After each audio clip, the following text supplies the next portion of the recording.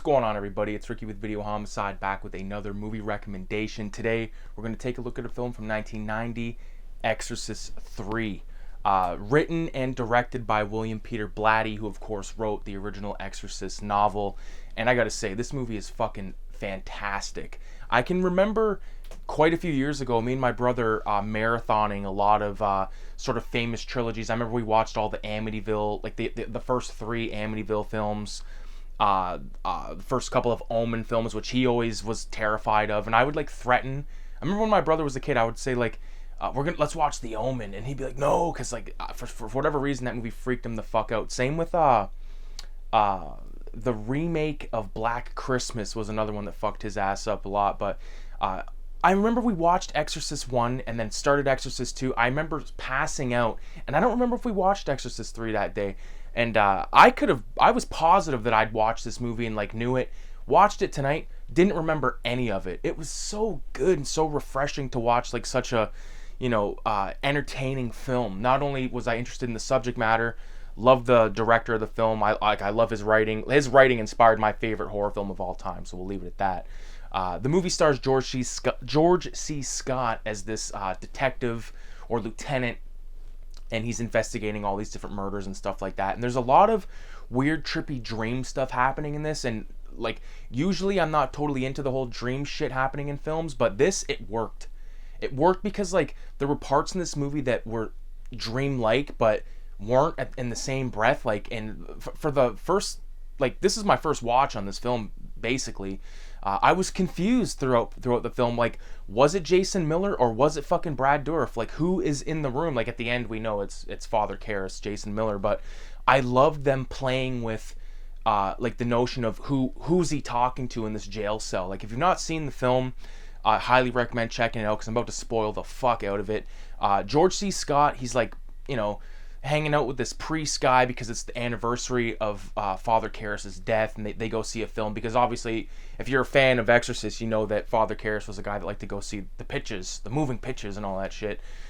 That's like the 20s. He liked to go see the films in the theater, but I liked how they went and saw a movie, and like they both sort of told like their friends or significant others that, like that, like I'm taking care of that guy today or whatever. And I loved all their banter. It's very quick-witted stuff.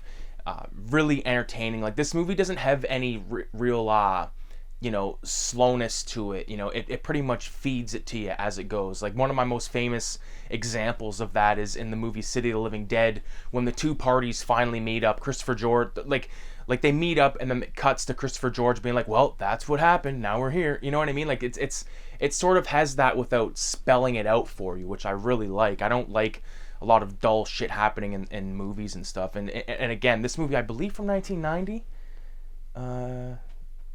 Yes, 1990. So basically George Scott's buddy that I was just talking about, he ends up getting killed in a very brutal way. All of his blood drained, and then it's described as how it was done later on by Brad Dourif's character. Loved that. Loved all of these sort of like the lieutenant. He was like had a kid like under his wing or something like that. This little kid who ends up getting his head cut off, and like all this crazy shit happened to him. His head was replaced with a statue of Jesus that was in blackface, like total classic blackface, like blackface, white around the fucking mouth, white around the eyes, like very crazy stuff. So one thing this movie, like if you're looking for gore and like total graphic nastiness, you're not going to get it in this movie. You get a little bit of it near the end, but most of it is sort of like George C. Scott going up to a table where there's a body.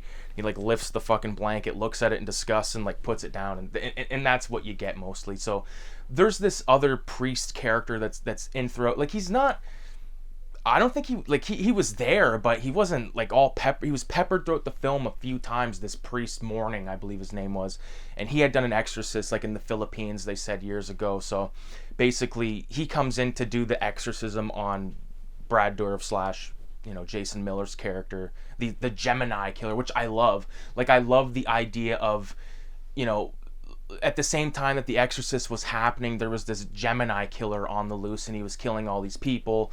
And basically he got electrocuted like the same time that Father Karras died, and like he put himself in his body. Like, there's a lot of that type of stuff happening. So if you can deal with that, you're gonna have no issues with this movie. This is a good one, man. I slept on it for so long. I could have swore that I watched it, and then I remember when the Dahmer show came out. I remember he like the big meme was like how he was watching Exorcist 3, and I just kind of was like, whatever. And finally sat down and watched it today. I watched it on my laptop. I do have it on DVD here. I plugged in an HDMI into my TV, like me and my wife's TV were sitting out there, and it would not, like I had it hooked up to my, what the fuck's it called, Blu-ray player, would not work, would not read it. So I was like, fuck it, I want to watch this movie, and we were sitting out there. She falls asleep instantly, so I'm like, fuck it, I'll just watch it on the computer. Boom. Had a good time with it. And then when the movie's over, I said, that was a good movie. She's like, what was it? I said, Exorcist 3. Oh, I would have liked to watch that. I'm like, well, fuck, well, I'll watch it again. That's a fucking awesome film, man. Part 2, I remember not being the greatest, but Part 3 is definitely really good. It's good on, like, many levels, where even if you're not, like, into horror stuff, like, this movie's more about, like, a crime, you know, like, basically cracking the case on this fucking years-old case, or whatever, however you want to describe it. Had a good time with it. Highly recommend it. It sort of has inspired me to go back and rewatch some stuff that, or watch for the first time some shit that has been on the back burner for a while, because we've exhausted Tubi. I mean, not for like the giallos. Like, I'm not saying there's still tons of stuff on Tubi that I will watch and stuff, but it's nice to be able to just pick a DVD or you know, stream it on whatever. Like, in my case, I did stream it on my fucking laptop, but I mean, looking at your collection on the wall, you know, because like I think I speak for a lot of people. You collect DVDs or movies, whatever it is, sometimes, and even books, you might not read them for a fucking long time. I haven't watched a movie, like a physical DVD, in at least a couple weeks. I think the last thing that I watched was it's probably still in there, to be honest with you. And before that, I know it was Dracula. I watched, I don't know where the fuck it, oh, it's right there, that I bought that 75th anniversary Dracula DVD from Odyssey like a while ago, but I watched that a few times in the last couple of months. But Exorcist 3, William Peter Blatty, highly recommend it. I do love George C. Scott. The one shot in the film that I really loved was when that chick who's like working at a nurse's station, and there's a couple of security guards around, and they both split to go do their rounds or whatever, and then she goes and has like this very shocking experience with a what do you call it, like a patient.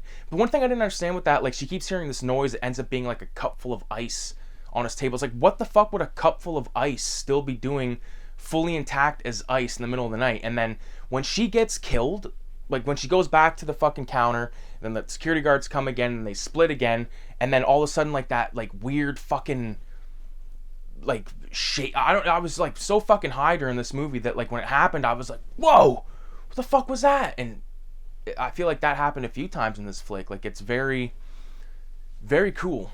And I love that Herschel from Walking Dead was in this as like the, I don't know, I guess the guy that was sort of connected everything. You know, he was under the payroll of the fucking devil, I guess. So will I watch it again? Definitely. I want to watch it with Kayla because she's big into this type of stuff too. So with that being said, some upcoming films that I do want to watch. I've been actually thinking about revisiting the Nightmare on Elm Street franchise. Yes, and even some of the Hellraiser films that I haven't seen yet, because I love Bloodline, and I know a lot of people shit on that, but you know, maybe there's some stuff in there. Shout out to Danny B. I know he reviewed all those Hellraiser films a couple years ago, and it'd be cool to check them out personally, because I've only seen the first four I've seen, and then I might have seen another one after that. I think I might have started that one where Pinhead was a chick. That movie came out in the last couple of years, maybe last year, I don't know, but regardless, quick plug of the Cinema 187 zines. If anybody's interested in picking up issues 1 through 5, they are all currently in print. So if you want to get the Video Nasties zine or the Asian Exploitation and Horror special, obviously they're all fucking in print and they're all ready for purchase. So with that being said, hit me up on Instagram at cinema.187. You can order yourself a copy. Same with the Filthy Ralph comics and the Raise the Dead zines and all that kind of stuff. So really appreciate everybody for watching the video. Stay tuned. There's no live, obviously, this Friday that just happened. There'll be no live next Friday because I'm going to another cottage. Can't fucking wait. And we'll probably get back on track the returning Friday. So probably like not this Friday coming up, the next Friday.